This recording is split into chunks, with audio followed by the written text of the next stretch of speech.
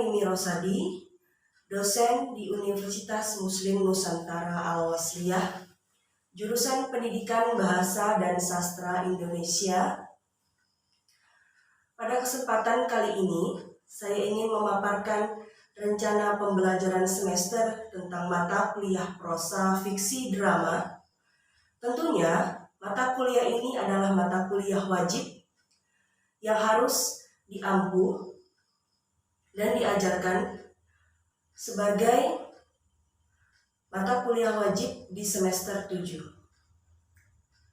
Capaian pembelajaran yang pertama adalah sikap, bertakwa kepada Tuhan Yang Maha Esa dan mampu menunjukkan sikap religius. Kemudian yang kedua, menjunjung tinggi nilai kemanusiaan dalam menjalankan tugas berdasarkan agama, moral, dan etika.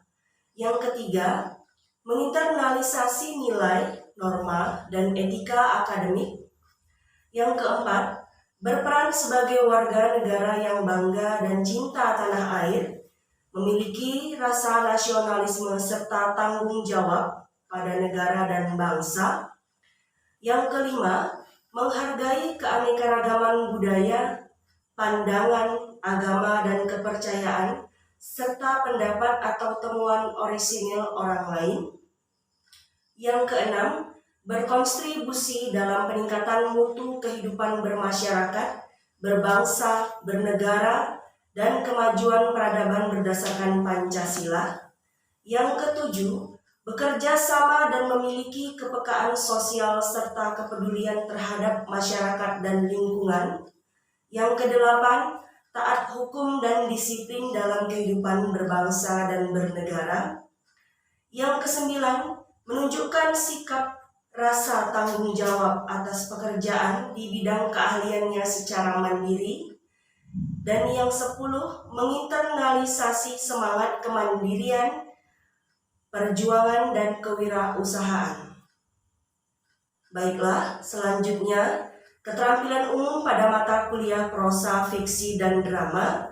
Yang pertama, mampu menerapkan pemikiran logis, kritis, sistematis, dan inovatif dalam konteks pengembangan atau implementasi ilmu pengetahuan dan teknologi yang memperhatikan dan menerapkan nilai humaniora yang sesuai dengan bidang keahliannya. Yang kedua, mampu menunjukkan kinerja mandiri, bermutu, dan terukur. Yang ketiga, mampu mengkaji implikasi pengembangan atau implementasi ilmu pengetahuan, teknologi yang memperhatikan dan menerapkan nilai humaniora sesuai dengan keahliannya berdasarkan kaidah, tata cara, dan etika ilmiah dalam rangka menghasilkan solusi, gagasan, desain, atau kritik seni. Yang keempat, menyusun deskripsi saintifik hasil kajiannya dalam bentuk skripsi atau laporan tugas akhir dan mengunggahnya dalam laman perguruan tinggi. Yang kelima, mampu mengambil keputusan secara tepat dalam konteks penyelesaian masalah di bidang keahliannya berdasarkan hasil analisis informasi dan data. Yang keenam, mampu memelihara dan mengembangkan jaringan kerja dengan pembimbing, kolega, sejawat baik di dalam maupun di luar lembaganya. Yang ketujuh, mampu bertanggung jawab atas pencapaian hasil kerja kelompok dan melakukan supervisi dan evaluasi terhadap penyelesaian pekerjaan yang ditugaskan kepada pekerja yang berada di bawah tanggung jawabnya. Yang kedelapan, mampu melakukan proses evaluasi diri terhadap kelompok kerja yang berada di bawah tanggung jawabnya dan mampu mengelola pembelajaran secara mandiri. Yang kesembilan, mampu mendokumentasikan, menyimpan, mengamankan, dan menemukan kembali data untuk menjamin kesahihan dan mencegah plagiasi. Yang kesepuluh, cerdas memilah dan memilih pendekatan dan metode riset sesuai dengan permasalahan yang berkembang di masyarakat dengan mengamalkan nilai-nilai konservasi dan menumbuh kembangkan karakter sebagai pelestari lingkungan hidup. Adapun keterampilan khusus dalam mata kuliah prosa fiksi drama, yang pertama, mampu berbahasa dan bersastra Indonesia secara lisan dan tulisan dalam konteks keseharian atau umum, akademis, dan pekerjaan, serta mampu menggunakan salah satu bahasa daerah. Yang kedua, menggunakan media pembelajaran, sumber belajar, dan teknologi informasi dan komunikasi yang relevan dengan karakteristik peserta didik dan mata pelajaran bahasa Indonesia untuk mencapai tujuan pembelajaran secara utuh. Yang ketiga, memiliki keterampilan berbahasa yang baik, menyimak, berbicara, membaca, dan menulis yang sesuai dengan kaidah-kaidah bahasa Indonesia. Yang keempat, mengintegrasikan kedudukan fungsi dan ragam bahasa Indonesia dalam kajian prosa, fiksi, dan drama.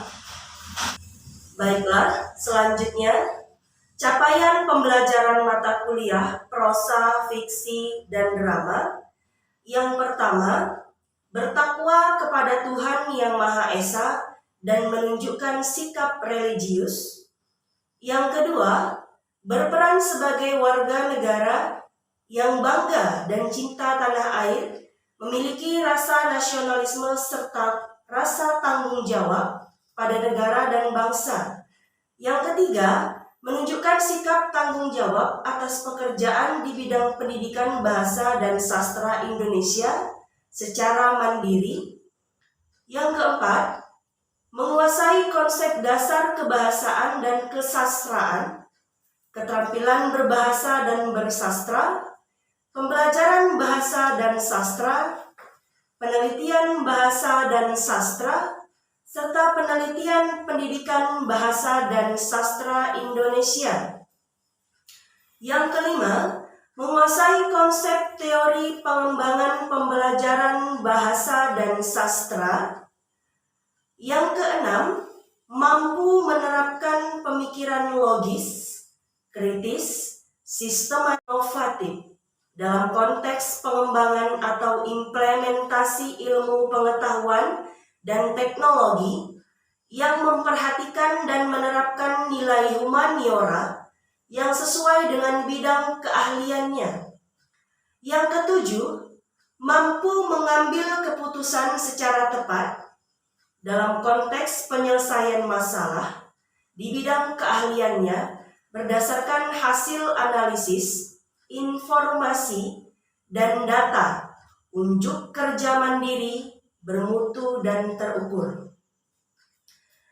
Yang kedelapan, mampu mengkaji implikasi pengembangan atau implementasi ilmu pengetahuan teknologi yang memperhatikan dan menerapkan nilai humaniora sesuai dengan keahliannya berdasarkan kaidah, tata cara, dan etika ilmiah dalam rangka menghasilkan solusi, gagasan, desain, atau kritik seni.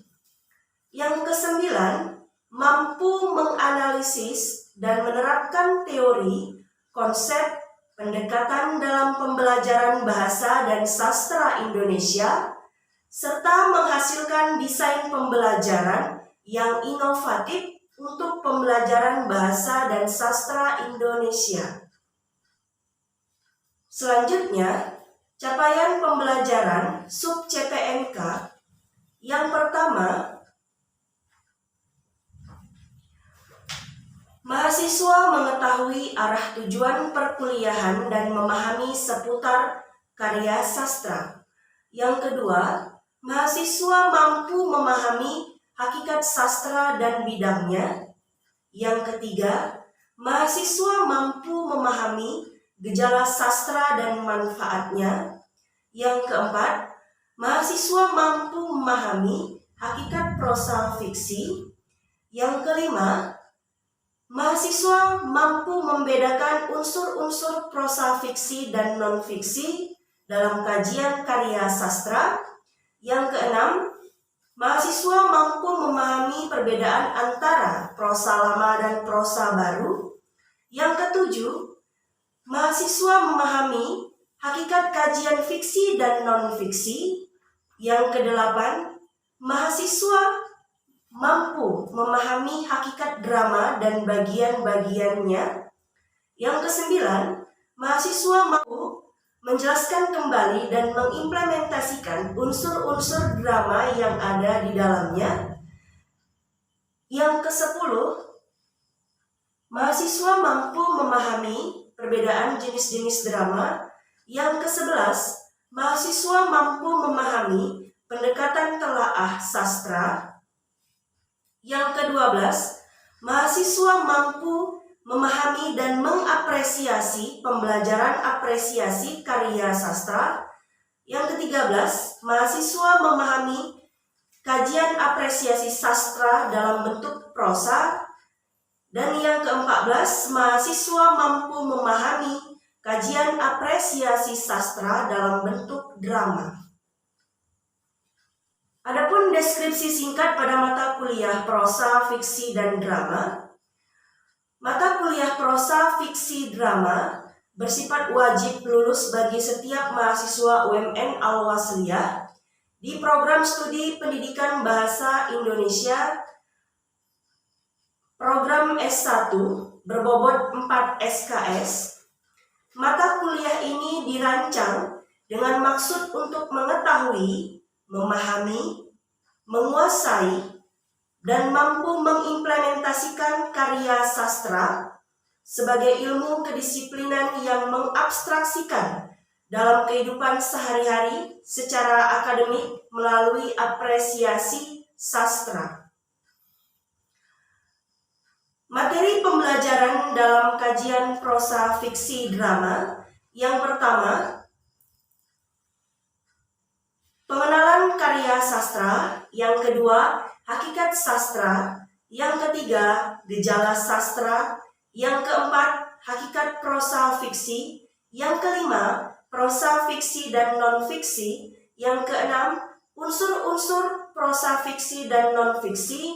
Yang ketujuh, prosa lama dan prosa baru. Yang kedelapan, kajian fiksi dan non-fiksi. Kesembilan, drama dan bagiannya. Ke-10, unsur-unsur drama. Ke-11, jenis-jenis drama. Ke-12, pendekatan telaah sastra. Dan ke-13, apresiasi karya sastra. Baiklah, selanjutnya masuk pada sistem penilaian mata kuliah prosa, fiksi, drama. Yang pertama, kriteria penilaian. Nilai akhir merupakan penggabungan dari nilai tugas, nilai UTS, dan nilai UAS. Nilai tugas merupakan penggabungan dari kuis, kehadiran mahasiswa, dan tugas mandiri atau tugas terstruktur. Indikator penilaian. Indikator nilai tugas ditunjukkan oleh skor dengan rentang 1 sampai 100. Indikator nilai UTS ditunjukkan oleh skor dengan rentang 1 sampai 100. Indikator nilai UAS ditunjukkan oleh skor dengan rentang 1 sampai 100. Bobot nilai tugas terbagi menjadi kuis 5%, kehadiran 10%, dan tugas terstruktur atau mandiri 15%. Bobot nilai UTS 30% dan bobot nilai UAS 40%. Sekian penjelasan tentang deskripsi mata kuliah. Lebih dan kurangnya saya mohon maaf. Wassalamualaikum warahmatullahi wabarakatuh. Oke semuanya, assalamualaikum warahmatullahi wabarakatuh. Selamat sore. Waalaikumsalam warahmatullahi Semuanya. Alhamdulillah sehat Bu. Alhamdulillah sehat Bu. Sehat Bu. Sejahtera semua. Iya. Baiklah, kita memasuki pertemuan ketiga, ya. Minggu lalu kita sudah membahas tentang kajian fiksi dan non-fiksinya. Ya, ini saya share materinya ya, rekan-rekan Ibu. Baiklah, yang pertama itu hakikat sastra. Sastra sebagai produk budaya manusia berisi nilai-nilai hidup dan berlaku dalam masyarakat. Sastra sebagai hasil pengolahan jiwa pengarangnya dihasilkan melalui suatu proses perenungan yang panjang mengenai hakikat hidup dan kehidupan. Nah, jadi sastra itu rekan-rekan Ibu suatu nilai budaya yang berisikan nilai-nilai penting ya, yang di dalam jiwa pengarangnya itu bisa kita alokasikan atau kita apresiasikan dalam sebuah cerita gitu. Bahasa sastra itu penuh ambiguitas dan homonim. Makna ambiguitas itu artinya tidak bisa kita nilai sebagai satu arti saja. Jadi dia ada makna-makna lainnya atau bermakna ganda, ya. Ada makna-makna tersirat di dalam karya-karya sastra, baik dia karya sastra fiksi maupun karya sastra non-fiksi. Fungsi sastra yang pertama itu adalah fungsi rekreatif. Sastra berfungsi sebagai sarana hiburan bagi masyarakat karena mengandung unsur keindahan. Dia bisa, fungsi sastra yang pertama ini bisa menjadi penghibur bagi diri orang lain, ya, karena di dalamnya itu mengandung unsur-unsur keindahan atau estetika. Yang kedua, fungsi didaktis, memiliki fungsi pengajaran karena sifatnya mendidik dan mengandung unsur kebaikan dan kebenaran. Jadi dalam sastra itu sendiri pun juga ada unsur mendidiknya kepada kita ketika kita membaca sebuah karya sastra, ada unsur-unsur yang bisa kita teladani di dalamnya ya. Yang ketiga, fungsi estetis sastra memiliki unsur dan nilai keindahan bagi para pembacanya. Yang keempat, mengajarkan sebuah moralitas sastra. Jadi yang keempat ini dia mengandung nilai-nilai moral yang menjelaskan tentang baik dan buruknya serta benar atau salah. Selanjutnya, manfaat sastra dalam pembelajaran yang pertama itu memberikan motivasi kepada siswa. Belajar sastra ini sangat asik dan menyenangkan ya rekan-rekan sekalian, karena kita itu bisa terhibur oleh karya sastra. Contohnya kita bisa membaca puisi, cerpen, kemudian lagu pun termasuk karya sastra ya, termasuk sastra, bagian sastra. Kemudian yang kedua memberikan akses pada latar belakang budaya. Bagian sastra juga, budaya merupakan sebuah sastra juga. Yang ketiga, memberi akses pada pemerolehan bahasa. Kenapa dikatakan memberikan akses pada pemerolehan bahasa? Karena dalam sebuah karya sastra atau dalam membuat karya sastra, kita dapat memperoleh bahasa-bahasa baru yang dinamis, yang kita tidak tahu menjadi tahu gitu. Selanjutnya, memberikan perhatian luas kepada siswa terhadap bahasa.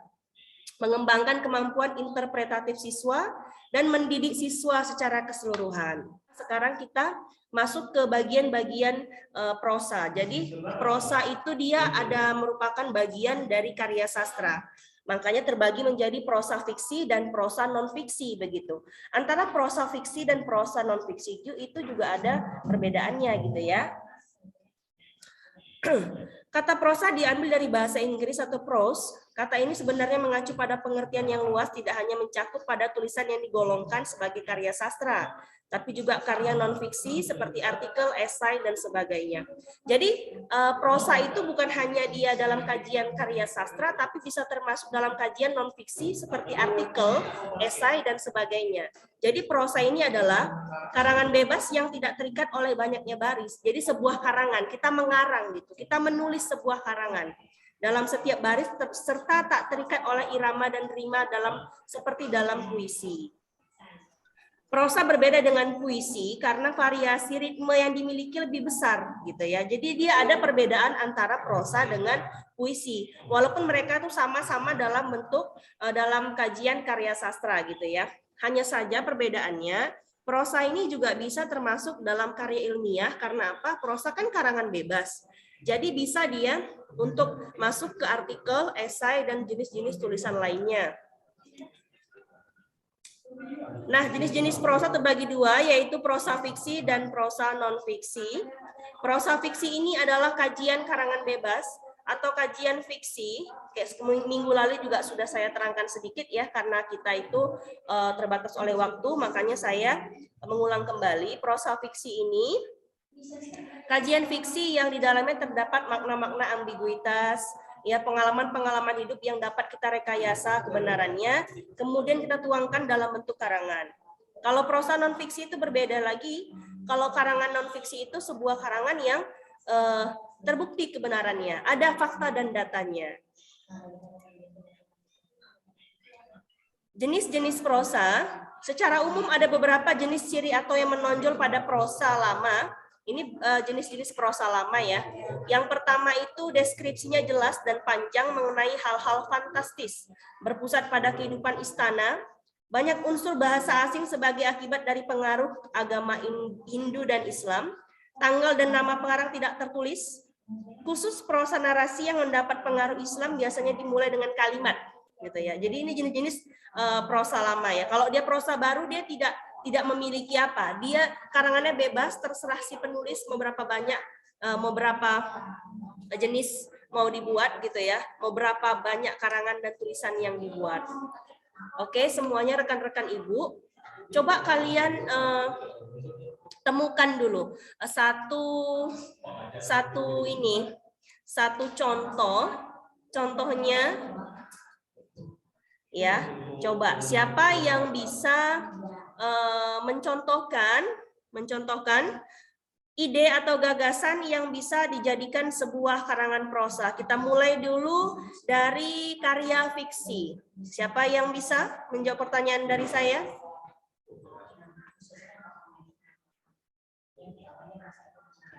Atau saya tunjuk aja orangnya ini ya. Saya tunjuk ya. Saya tunjuk orangnya, saya mau Mutiara ya. Iya, Bu.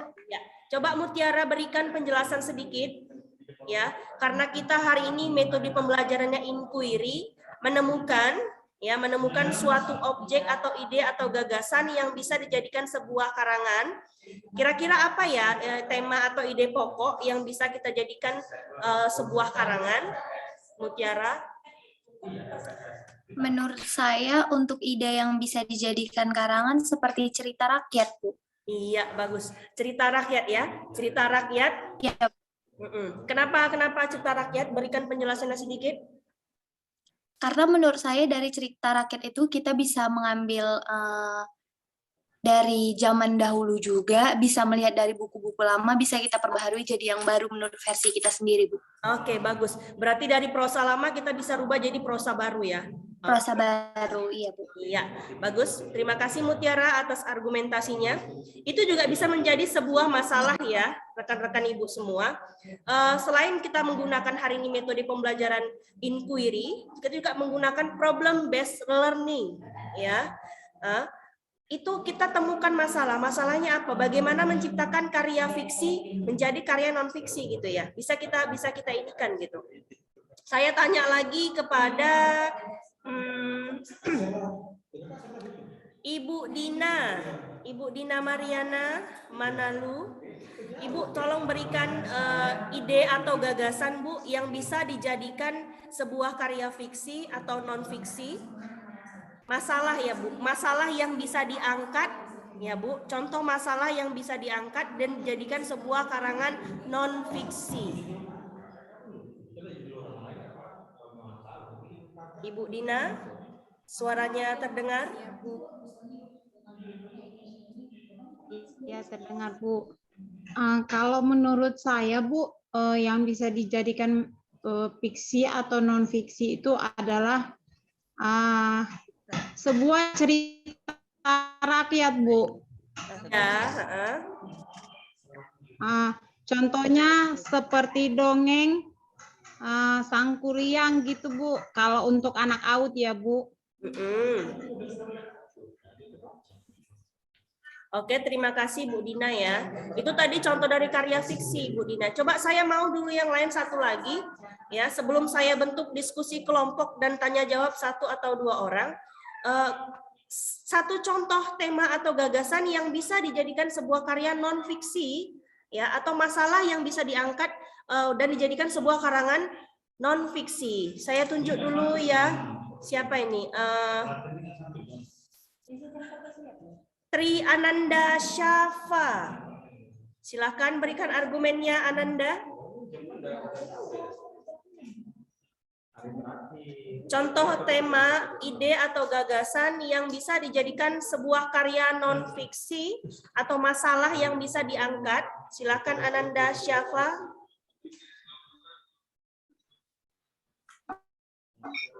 Menurut saya, cerita fiksi dan non-fiksi bisa ambil dari cerita Malin Kundang, Bu.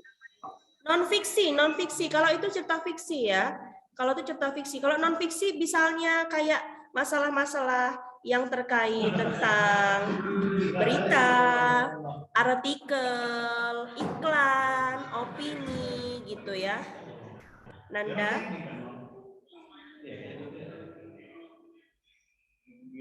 Silakan.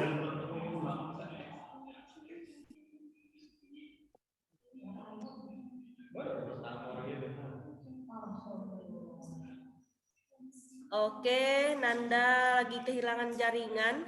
Saya beralih ke Bu Nur Aya Siombing dulu. Ibu Nur Aya. Terima kasih Bu atas senyumannya, manis sekali Bu. Ya. Saya minta Ibu untuk memberikan satu ide atau gagasan, tapi tentang karya non-fiksi ya Bu. Karya masalah itu bisa diangkat menjadi sebuah karangan non-fiksi, bukan karangan fiksi. Kalau dia karangan karya fiksi, seperti yang saya jelaskan minggu lalu, itu kan dia contohnya dongeng, mitos, kemudian cerpen, novel, ya itu fiksi. Nah kalau dia Bu karya non fiksi, dia karya-karya yang bisa dijadikan sebuah karangan tapi bentuknya fakta, ada data-datanya. Kira-kira apa ya Bu masalah yang bisa diangkat untuk zaman-zaman sekarang ini? Saya tadi kan Bu, suara tadi kan bermasalah sama suara tadi saya nggak dengar, makanya saya sibuk-sibuk nggak dengar tadi suara Ibu. Iya, terima kasih Bu. Nggak apa-apa. Tentang masalah yang sedang terjadi kayak masalah tentang Kopik itu nggak bisa Bu? Bisa Bu, dijadikan sebuah karangan non fiksi kan? Iya. Bisa. Oke, berarti salah satu contoh masalah yang bisa diangkat adalah terjadinya pembelajaran daring karena mengenai pandemi COVID-19 ya kan, pandemi COVID-19. Jadi itu kenapa itu dijadikan karya non fiksi? Karena itu bisa dibuktikan dengan data dan fakta-fakta. Kalau dia karya fiksi, dia itu harus bersifat imajinatif. Kalau dia sifatnya imajinatif, berarti dia sifatnya makna-makna ambiguitas, kemudian sifat bacaan dan tulisannya atau kata-kata pilihan diksinya itu harus yang tentang karya-karya sastra, begitu ya. Oke, ini bentuk kelompok dulu ya. Bentuk kelompok, kelompoknya 1 sampai 2 orang atau 3 orang juga boleh. 2 menit saja, 2 menit saja tentang bagaimana cara kita membuat sebuah karangan yang ada di desa tempat kamu tinggal, ya. Sekarang silakan buat. Waktunya 2 sampai 3 menit. Kelompokkan, nanti saya tunjuk kira-kira di desa kalian itu ada apa ya cerita rakyat yang ininya gitu.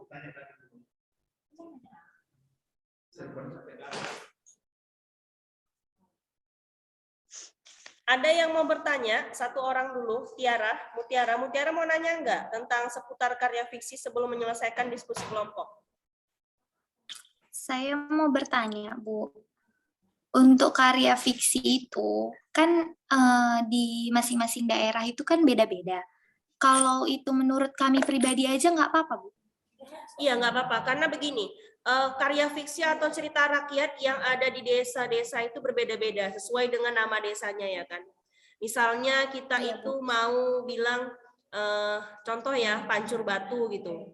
Asal mula Pancur Batu itu seperti apa? Kenapa namanya Pancur Batu?